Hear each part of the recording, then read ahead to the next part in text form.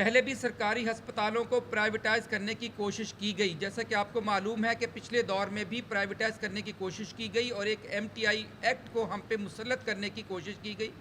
جس کی تمام ڈاکٹرز کمیونٹی نے بھرپور مزاحمت کی۔ اس میں آپ لوگ ہمارے ساتھ تھے اور اس کے بعد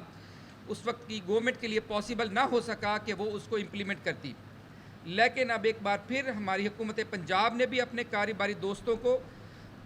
دوستوں کو نوازنے کے لیے محکمہ صحت کی ایک خطیر رقم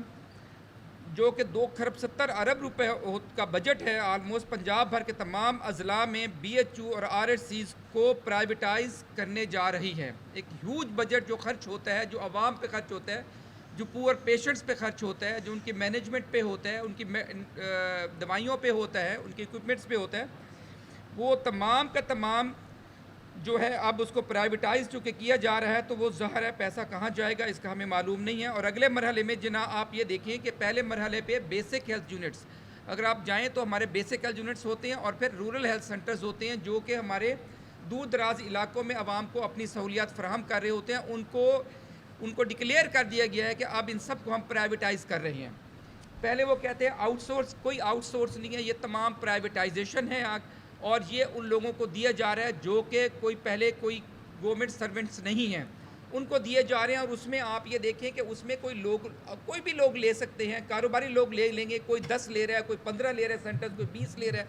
اور اس کے بعد وہ جیسے ان کو لوگوں کو مینیج کریں گے۔ اور اس میں بھی کافی ساری لیمیٹیشنز ہیں کہ آپ کو میڈیسن دی جائیں گی 40 پیشنٹ کو دیکھنے کے لیے، سپوز ایک ڈیلی کی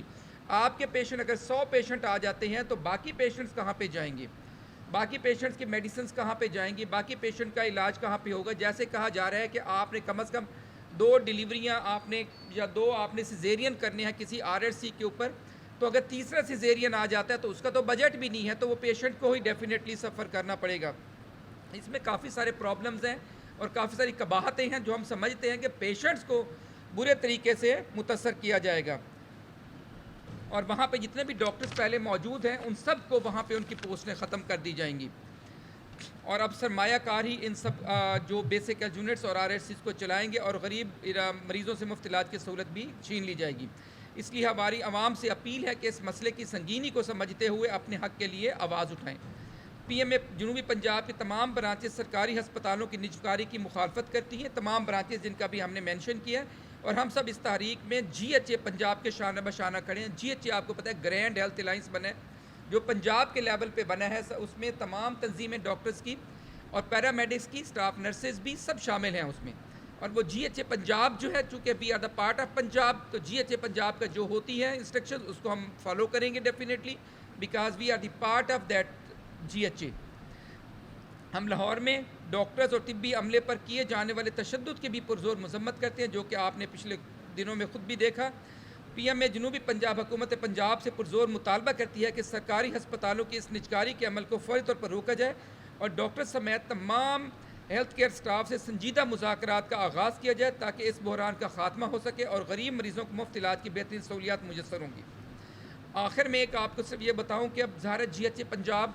اپنی کوئی نہ کوئی ہمیں ایک ہدایت جاری کرتا ہے، ان کی جو ایڈوائزری ہے اس کے مطابق کل بروز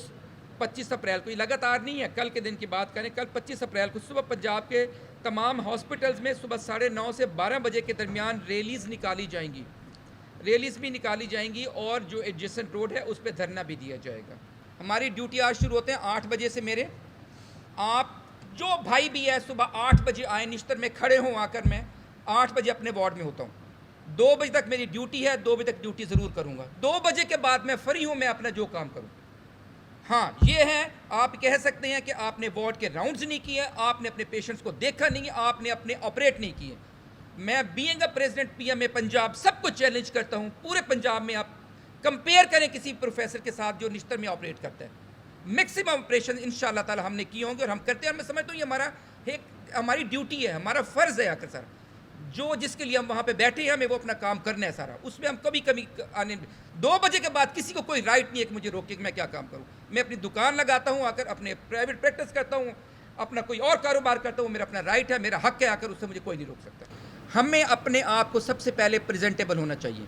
ہمیں اپنی ڈیوٹیز پوری کرنی چاہیے۔ میں آپ کو برملا باوثوق ذرائع سے کہہ سکتا ہوں، آپ کو اور یقین دلاتا ہوں کہ آج تک ہم کبھی بھی کسی سربراہ کے پاس نہیں گئے آ کر کہ ہمارے ڈاکٹر صاحب نہیں آتے اور آپ ان کو کچھ نہ کہیں. آج تک میں بتا رہا ہوں آ کر کوئی آپ کا سربراہ کسی بھی انسٹیٹیوشن کا ملتان میں آپ کے بھی تعلقات ہوں گے, کوئی کہہ دیں کہ ڈاکٹر مسعود آئیں اور انہوں نے کہا کہ ڈاکٹر ڈیوٹی نہیں کرتا, جو نہیں کرتا اس کو کنڈیم کرتے ہیں. آ کر ہر بندے کو ڈیوٹی کرنی چاہیے, کیوں نہیں کرتے؟